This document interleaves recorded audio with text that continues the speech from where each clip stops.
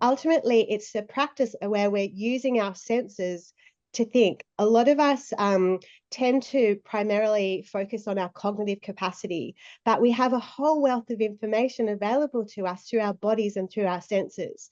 So system sensing is all about that. It's about using our bodies to sense, to make sense, and to help us understand and make sense and inform our action. And I've been studying systemic constellations in a family context for quite some time, but this practice is really appropriate for organizations, as well as trying to sense into to inform how might we act, what change might we make in a more systemic, larger kind of context.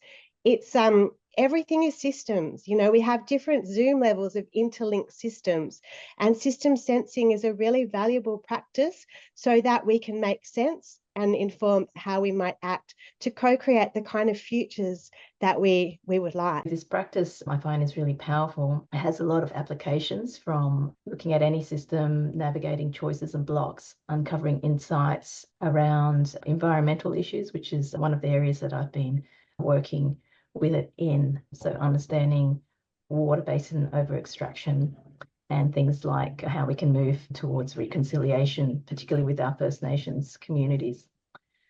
System sensing is a broad term for a range of somatic approaches that expand our field of awareness. So what that means is we're using all of our senses, we're using our wider ways of knowing, and we're using these capacities to be in contact and interaction with life itself, in a sense. The cognitive aspects in our analytical minds, as much as we love them, we're going to turn them down a little bit, and we're just going to listen to using our bodies as a container or vessel, or almost like an instrument, like a Geiger counter in a sense, listening to the rumbles of the earth. So that gives us, in a sense, a wider range of information to work with when we want to make decisions, when we want to understand something, and when we want like a new perspective.